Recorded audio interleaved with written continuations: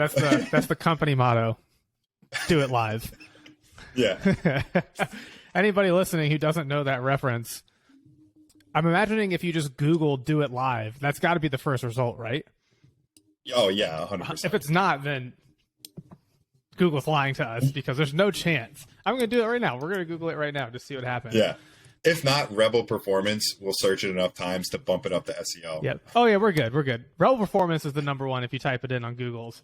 But yeah, we got it here. Do it live. Top result. Bill O'Reilly. We'll do it live. YouTube. You're welcome, world. If you haven't seen that before, take a gander. Oh, and man. you can send us a thank you later. Nice, man. But what's going on, dude? It's been a while since you and I had a chat on the podcast. Yeah, it's been crazy with getting married and then honeymoon, almost cutting my foot off. Yeah, slicing your foot off on a rock. Yeah, holidays, the whole thing. So I'm healthy, got all my toes still. So I'm happy to chop it up a little bit. Yeah, you got one up on Michael Lexner there with all your toes still in place. Oh God, yeah. Oh my God, yeah. He's got everybody beat on that. I know. Yeah, the one toe down via trap bar. Not too many people in the world can claim that they lost a chunk of the toe due to a trap bar accident. When I'm talking to the high school athletes when they first come in, the day one is like overview. We talk about safety, and I'm like, guys, not for nothing. There's a guy missing part of his toe because and just to be like, it could be that serious in here. But I liked his Instagram post like a couple weeks later when he was wiggling his toes in the water. It's supposed to be all cutesy, and it's just like so good. Oh, the joys. I love it. So, all right, today we want to talk about building muscle on a time budget. It's something that over the last quarter of 2021, we started seeing more and more in terms of requests from our athletes, requests from our clients, and then from new athletes and clients that we were onboarding. This seems to be a larger and larger common problem or frustration for people, which is we are at this point in life where priorities and time and things are having to shift, right? It's kind of like you're moving from that period where you're in your, early mid-20s where it's just you have a job, you have no other real responsibilities. And so you can go to the gym for 60, 75, 90 minutes and it's great. And then at a certain point, I feel like everybody eventually, they work their way up in their job. So there's more job stress, more need to perform there. You get in a relationship, maybe you get married, you have kids.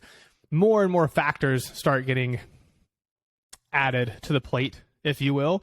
And so the one place where some time needs to get trimmed a lot of times is in the gym. And so we've been seeing that more and more of people coming in saying, hey, I still want to be strong. I still want to be athletic. I still want to move well. But I got to be honest that I only have 45 minutes from the moment my foot steps in the gym. I got to get in and out, which is fine. And so I wanted to talk about a handful of strategies that we like to use with that population. So hopefully people listening, if you find yourself in that bucket, you can give this a go to make the most out of a more condensed training session. And so, yeah, definitely. Go ahead. We've been getting a lot of that, and because with the Rebel teams, right? I'm running the burn and build tracks where those are definitely some time sensitive programs. Not that we're just a little more aware of the time aspect, because to your point, we have a lot of working professionals, a lot of people taking on a lot more responsibilities, things like that. So definitely we've been seeing an uptick in people coming on to those tracks with the time stuff. For sure. And I think one of the things we talked about briefly off air that's important here is people being really honest to themselves about how much time do you realistically have to train and how many days per week do you realistically have to train. And I think it's okay to have an aspirational goal in that realm of wanting to do more, but I think it's far more important for you to be very realistic about what can you consistently do day in, day out, week in, week out, month in, month out, because that consistency is going to still help you make really good progress. And what we had mentioned off air is I feel like a lot of people have a hard time having that conversation and being real and honest with themselves about how much time they really have to train versus how much time they want to train.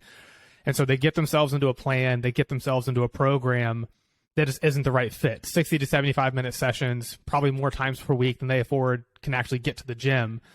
And I think really quickly by the end of week 1 or week 2, like your stress levels through the roof, you're kind of like motherfucking yourself back and forth because like you feel bad you're not getting all the lifts in, you feel lazy, you feel unproductive, and then you just drop off entirely. And now we're in this just program hop shiny object syndrome world, as opposed to just being honest and real up front and getting yourself in a plan that's going to maximize your consistency.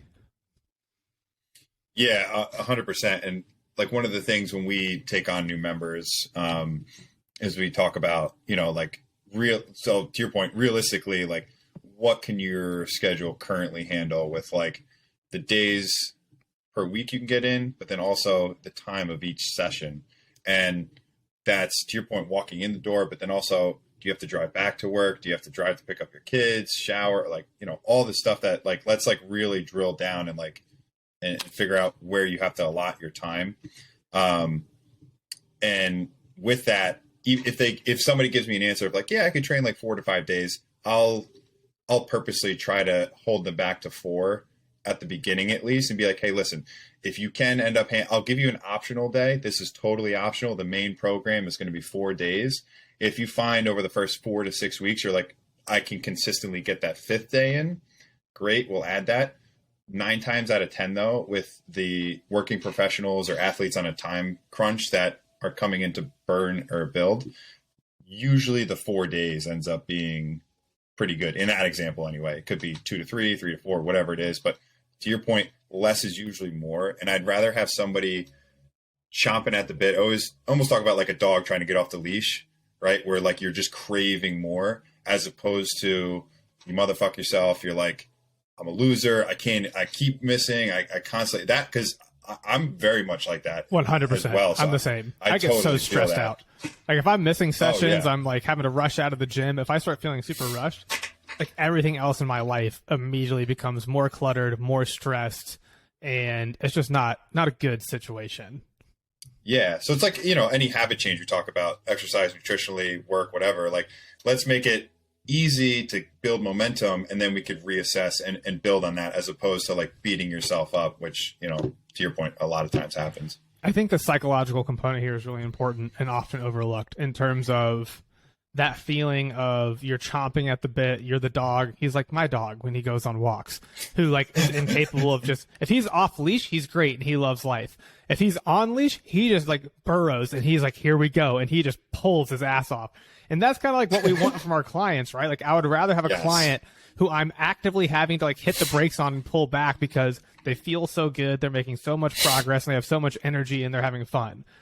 As opposed to client B who gets in over their head and they quickly get underwater and they just like hit mass panic stress mode. They're like the dog who's essentially at this point just like laying on the concrete and you're trying to like drag it along with you because we're just right, the dog that doesn't want to leave the park.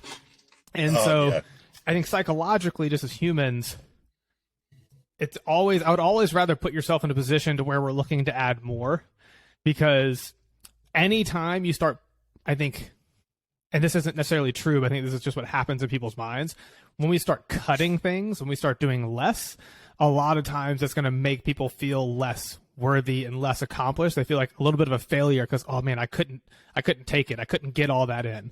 And so like cutting back feels like a major psychological loss, whereas putting yourself in a position to like slowly add more over time is a much bigger psychological win and keeps you more engaged and keeps you more just alive and excited to go train.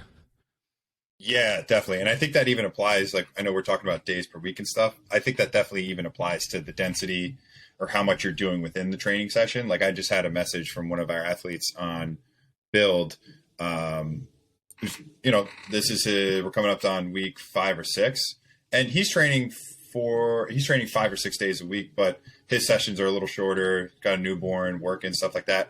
And he just messaged me like, hey, I know we're going to be switching the phase soon. I think I can handle a little bit more on my plate with this. And I love that message. Mm-hmm. That's a great spot to be in, as opposed to I tried to like load up his training day. He's crushed for work, crushed for trying to deal with a newborn and all that stuff. So much better message that way as opposed to the other way. Yeah, I think it just gets down to the fact that people a lot of times we just aren't good at thinking long term. We're really bad at saying, where can I be in 6 months if I'm consistent in doing this thing every day? We're just so worried about the short, acute gains and progress that we end up shooting ourselves in the foot, right? And Yeah. so I think that's an important way to start this off is piece number one, if this muscle building, getting strong, staying athletic, moving well on a time budget really resonates with you, step number one is you just got to have a really honest conversation with yourself, or that's the value of having a coach or a good friend or some other person in your life that you can at least have that conversation with, tell them about your life, and then get their unbiased third-party objective opinion about, okay, this is what we're going to do because this is what's realistic. Because you're always going to overestimate for yourself. I know I do that for myself. Yeah. Like, I'm like, oh, yeah, I've shot myself in the foot so many times from doing too much, right? You'd think you'd eventually learn. I'm getting there slowly. Maybe by the time I'm 50. But let's talk more actual nuts and bolts of we got to get in and out the door, and let's call it 45 minutes, right? What are some popular programming tactics, strategies, or methods that you've been using with a lot of success thus far? Yeah, I think even starting at the warm up, right? Like I really like, and I think I first did this with one of the Apex programs back in the day with you, and I really liked it. It was actually kind of fun, but creating like a 3 to 5 exercise circuit whereas normally we might kind of linearly move through like positions or, you know, general warm up, position stuff, more dynamics, you know, you're just kind of layering all those together. And again, I think that's part of that is having an honest conversation. Where do I really need a little bit of extra time in the warm up to get going, right? But then now I can prioritize those 3 to 5 movements within kind of like a circuited warm up. Hey, go through this circuit 2 to 3 times. Shouldn't take more than 5 to 10 minutes max. But you can get through this stuff pretty quickly, and you just got a bunch of different positions and movements to prep you for the day. So that circuit warm up I really like early on. Yeah, that's a big one, because if you only have 45 minutes, we'll say 30 to 45 minutes, then like you can't afford to go warm up for 20 of those minutes. Right? Like, you can't go foam roll and like take your time and mobilize and do all this stuff, because then it's like, well, there goes half of your training session. Sorry about you. I think even within that, like sometimes I might, if depending on the person, we might break out and have a separate kind of like speed and power section, but we're also going to probably superset that with something like a jump and a throw or some sort of speed oriented thing. But you could just kind of like blend that right into the warm up, where you're not really sure where your quote unquote like warm up and your quote unquote like speed power sessions start. But definitely I think trying to create a bunch of density early on to crank up your body temperature real quick, get stuff mobilized and get going, I think is a priority number 1 for the day. For sure. And then once we get out of that period, this is where, as you always got to think about this, right? I guess as time gets cut down, we have to focus more and more on the big rocks. You know, I always really like the rock, pebble, sand analogy. The big rocks have to go in first, and then I can put in pebbles, and then I can put in sand last, like if you're trying to fill a jar, right? Because if you put in the sand first, no pebbles or rocks fit. If you put in the pebbles first, no rocks fit. And you kind of like see where that goes. So it goes big rocks, pebbles, sand. And so as the time gets shortened, we're having to get rid of sand, we're having to get rid of pebbles, and we're having to really condense down to big rocks. And this is another place where I think people mess up, is they're choosing exercises that don't give them a very large bang for their buck, right? Because the big rocks at the end of the day are big bilateral hinge, squat, press, pull exercises. And that's got to be a core part of the program, because nothing's going to do a better job on like a per rep basis of helping you to put on muscle and build strength. Because if you're over there just like doing like very, what we'll call more sensory motor, lower level, low load things, that's more sand in my books. Like those things are great because they keep you moving good and feeling good, especially if there's a much larger program or training more often, 60 to 75 minutes, right? but we just don't have time to really probably fit that in there a lot. And if we do, it's going to be really shortened. So I think with the big rocks, how do you like to address, I guess, programming for those if we want to go there? Because I love the density protocols there personally, and I think you've been using those a lot too. So maybe let's walk people through, like, what is a density protocol and why do we like the density protocol? Yeah, totally. So to your point, right? Like we really got to focus on those big rocks. And if we have time for the pebbles and the sand, great. But more often than not, we don't. So when we're looking at those big rocks, we'll start the day with our, pretty much all my programs run with like a main density block where, to your point, it's going to be like a big bilateral squat or hinge. And we're going to pair one of the lower body with one of the upper body big bang for a buck exercises, bench press, incline press. I'll even throw chin-ups in there, depending on the person and things like that. But I think alternating with a relatively short rest between our lower and upper, and maybe you get a little extra time before you restart the circuit. Even if you had to run right after that, you got your big stimulus for the day where you're actually getting an output. You're actually moving load. You're actually moving it with speed. So a lot of times I'll put a squat with a vertical emphasis, incline press or lat pull down or chin ups. And then we'll go usually our bilateral hinge. So, trap bar, RDLs, dump, whatever you're going to be able to load up pretty heavy. And we're going to pair that with some type of press, bench, floor, heavy dumbbell. Just because I find that like the grip usually agrees with that a little bit more for most people, as opposed to like going like a heavy pull with like a heavy upper body row or chin up. And some people are fine with that, but some people aren't. So we pair a lower upper, and it's usually a push pull or pull push. Nice, I like that. And then there are so many different ways that you can really approach like how you want to attack the set and rep scheme for those. Like there's so many different tools in the toolbox, but I think a really simple one, if you want to walk through just how a density protocol works in terms of maybe give one example of this is what the set and the rep scheme would look like. And then this is how we look to progress it going into the following week. Yeah. So I think, like looking at one of the base protocols, we'll start the first 3 weeks at a 3x10, super basic, super simple. And we'll just see what weight you can use, and you have to hit all the reps. If you're missing reps, it's too heavy.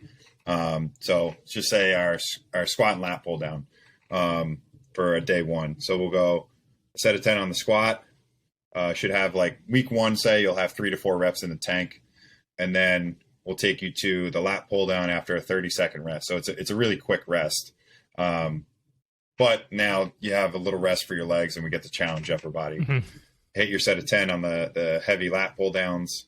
And then, again, same thing, 3 to 4 reps in the tank. And then you'll get 60 seconds before we get back to the squat, and you'll hit all 3 sets of 10. As you progress through the first few weeks, you'll have a little less reps in the tank. Yep. So it's encouraging you to kind of push the weight a little bit there. We're tracking the training volume there. So it's kind of like a fun little game where, all right, last week you got 5,000 pounds. Let's see what you get this week. Yep. And then I love week that 4, protocol. So it's honestly like, it's so fun. I love that. It's a scoreboard. It's easy. It's such an easy number to know. Just as an athlete walking in, you can just look back and say, this is what I did for 3x10 on my press or my squat last week. This is what I did for 3x10 on my pull. Awesome. I have to find some place to add some load so I can beat my total volume from the previous week, even if it's just putting 2.5 pounds on the bar or adding like it doesn't take much, but what you don't realize is how much that adds up over the course of a month if you keep making those jumps week to week and just continually beat that total volume number. Yeah. We just had somebody running through this kind of protocol where it's like week 1 of the 3x10, they were at like, just getting used to this stuff. They were at like 6,000 pounds. And today, further down the line, it's probably like week 10, And it's like, hey, by the way, this is your first 10,000 pound day. And regardless of your concept of weight and training volume and load, whatever, wow, that's a couple thousand pounds I put on. Like, that sounds like a lot, you know? Yeah, so that's kind of how we'll progress that. And then in the next phase that we'll typically go is we'll add 2 reps. So we'll go 3 by 12. This is for more like work capacity hypertrophy block. Yep. So we're trying to increase the volume, and we'll say, hey, let's see if we can hold on to the 3 by 10 weights and do it for an extra 2 reps per set. Yep. If you can at least hold the weight, the reps take care of themselves. So your training volume's gone up already. Yep. Usually people can add weight there, and we'll progress kind of that way through the first big block that we have with people. I like it. Yeah. But once you're into it, there's so many different ways you can progress it in the games that you can play. Right. The example you gave is maybe we add 2 reps and see if we can, match the load we're using for 10, because automatically we have, I think just having a number to beat every time you walk into the gym is so important and so big. Like there are other things that you can do here as well. If you don't want to do a strict set and rep protocol, you could always do time sets as well.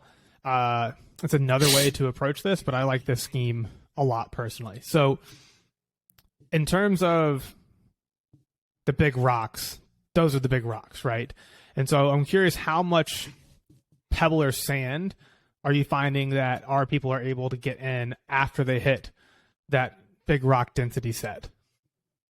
Yeah, so I think when we move on from there to our accessory series, we're going to pretty much density that as well, where I'll give them like, hey, you have 12 to 15 minutes if they have that much time, and or they'll have just a regular old superset and like really strict on the rest where it's like 30 to 45 seconds. And we're going to have them move through like the pebbles, in my mind, is like a single arm or a single leg variation, just to keep some of the movement quality in there. But because of the short rest, or they're trying to beat their rounds within the time frame week to week, they're going to get a little cardiovascular effect as well. But I think outside of like turning something from a bilateral to a unilateral movement, that's probably as crazy as we'll get with some of the accessory movements. So still, in my mind, could be considered big rocks. Yeah. But compared to what we are doing in the main series, it's just a tiny bit different. Yeah, I really like the time cap on the accessory movements like that. I think that's something that people don't use enough, because we always want to drift into sets and reps, which are great. I'm not saying there's anything wrong with sets and reps. They're amazing. But this could be another way for you to approach this, is to say, I'm going to do a dumbbell reverse lunge and a half kneeling one arm landmine press for my 2 accessory movements. I've only got 10 minutes, so I'm going to set a timer for 10 minutes, and I'm going to do 10 reps on each, and then if you can just keep that consistent week to week, your goal is to either just add load or get in more rounds within the same time, so there are a lot of ways that you can play with that, but I like that a lot. And so I think something that's important for people to take away here is we are doing 4 exercises, right? You got like 2 big rocks, 2 pebbles, and you better condense it, and you better time cap yourself, and you better work hard within those time caps, because then it's time to go. There's not really much room there for more play, right? You got to get cooking from the moment you show up to the gym to get that in appropriately, and then get on to the rest of your day. Yeah, and I think, if to your point, if you can really like lock in and focus, I think a lot of, to be honest with you, people not even on a time budget could take some lessons from that, in terms of like, instead of doing like 8, 9, 10, 11, 12 exercises, whatever it is, why can't I cut that in half and like really put a lot of focus and emphasis into these, however many movements, in our case 4. And people are like messaging me like, yo, I was cooked, like having trouble up the stairs and stuff. And that's to their credit, because it's just words on a piece of paper until you actually bust your ass and like really try to increase your score week to week, or increase the rounds week to week. So, 4 to 5 exercises is all we're getting out of people, and that's plenty. They have no complaints. That's plenty for the vast majority of people. I think at the end of the day, and this may offend some people, oh well, go for it. Like, I just don't think many people actually work that hard. in the gym. Like, I just don't think they actually know what hard work in the gym feels like. I think they spend so much time on fluff and sand and on their phone and just like chatting to people. They don't know what a really dialed in training session feels like with really dedicated hard work and effort. I just don't think a lot of people actually know what that is. And so they're super inefficient, right? They take forever. This is where I kind of like drew this out the other day, and I thought it was interesting, right? Like, if you think about the amount of work you're doing and the gains you're going to get as an outcome of that work, I think a lot of people do like really big, bold, italicized work, right? It's not real work. It's just really time consuming. And you do all that work that's time consuming for like very small letter gains. Whereas I think one of the things that we are really good at is we get rid of the fluff and we really get people to know where to direct their efforts and what hard work feels like. So they're actually doing way more high quality work, but the work in the sense of like how much time you're spending is much smaller. And then your gains end up being actually significantly larger than the work setup you were doing previously, just because we're condensing and we're giving you the right amount of work at the right time. And we're not just like wasting time on, just fluff and nonsense.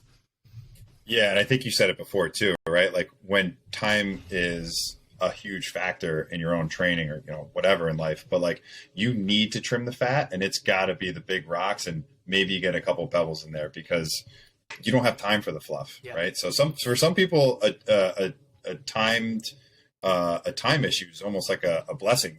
You have to focus. You can't mess around, right? I think it is in a lot of instances, because that's the same power as deadlines and work, right? Yeah. If you don't have deadlines set for yourself, especially short deadlines, projects tend to get like really big and bloated and take way longer than they need to.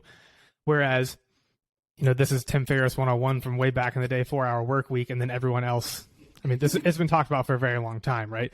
You set yourself an unrealistically short deadline. And the fact of the matter is, the quality of the product that's going to come out on the short deadline will equal or surpass the product that you would make if you gave yourselves 4 times as long to make it. Right? Yes. And so I think that people have to swallow that with their training too, is to audit and say, where am I really being inefficient and wasting time? Where am I not doing a good job of applying stress? And like you have to condense that stress input signal. And I think a lot of times people don't condense that stress signal well, which is why when we trim the fat for them, they're like, oh my God, I'm making so much more progress. And it feels like I'm doing so much less, right? Yeah. You're still working your ass off. You're still working really hard, but conceptually to them, it's like I'm doing less exercises. I'm in the gym not as long, right? And like even our people that have 60 to 75 minutes to train, because that's probably the vast majority of our peeps are more in the 60 to 75 minute bucket, right? We still do a lot of condensing with them, because I think from experience, people waste a lot of time in the gym on just, cursory items and movements and exercises that aren't really getting them anywhere. It's creating fatigue without creating a reasonably good output or outcome for you. So that's just a waste of time. Yeah, absolutely. The feeling like you put in a good effort versus, the actual metrics that we can track, like the training density and, playing those games with yourself with the numbers. It's like, that's the stuff that actually matters. And, it's hard to judge unless you have a coach or somebody who has that experience. I mean, coming into Silverback, that was my program. It's a whole bunch of fluff. And, I thought I was doing good because I was doing a lot, but it was just a lot of poorly executed movements and exercises. Yeah. Yeah. If there is a takeaway here, I think there are a bunch of good takeaways here, but the thing that I mean, people, if they've listened to me for any period of time, I talk about condensing your stressors all the time. And that still, I think, is front and center, one of the most core big rock principles that people need to have in their training.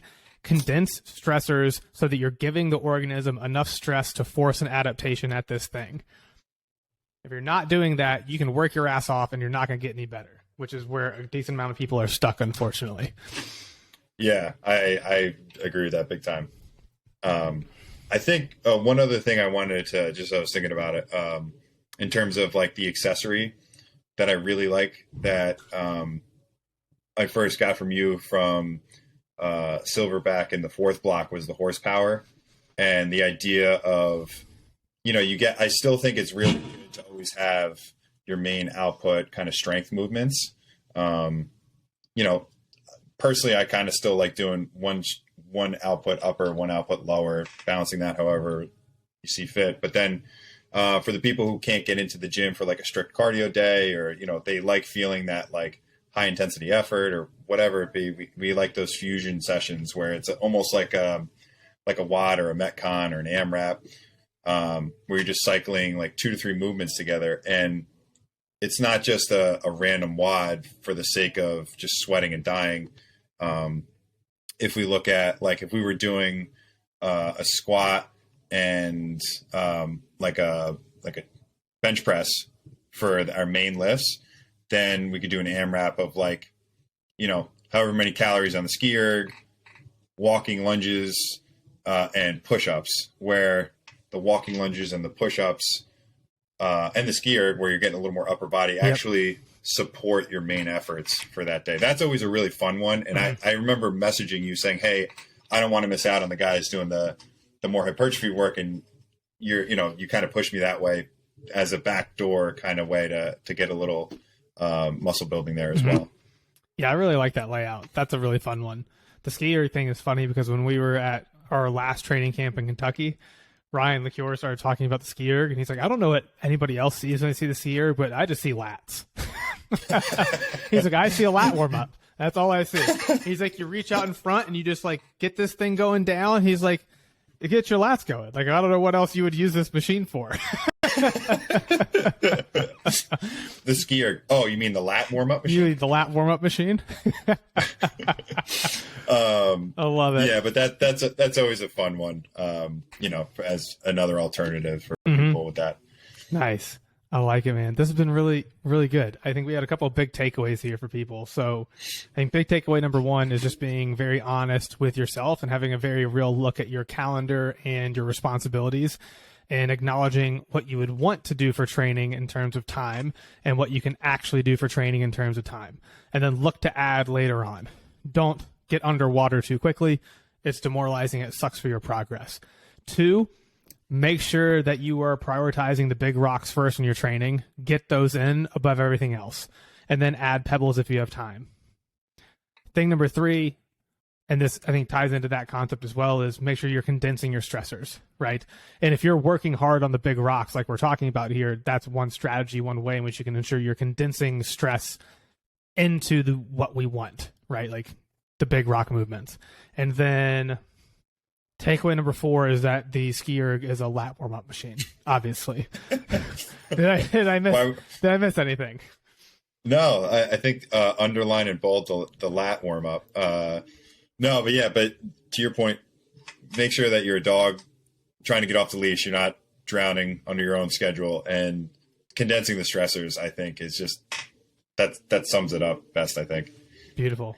All right, folks, we hope that you have an amazing week. We did recently just pop open a free Facebook group for folks, essentially a place where we're going to share just tips, strategies, tactics, ways that we can help working professionals fast track to better strength, physique, and performance goals. And so if you want a place where you can, interact with us a little bit more, Instagram, obviously, you can send us DMs and chat with us there. The Facebook group's another great place because we'll post the podcasts and other training videos and walkthroughs and just helpful tips and resources for you. So if you have questions, if this sort of thing excites you and you want to be able to chat to the Rebel team about this and ask questions, Facebook group, you can go join that. Totally free to join. Great place to connect with us. You can also DM us on Instagram. Obviously, we'd be happy to have a little back and forth and chat about how you can better implement these strategies in your training to fast track your results. Otherwise, have a great week, folks. Thanks, guys.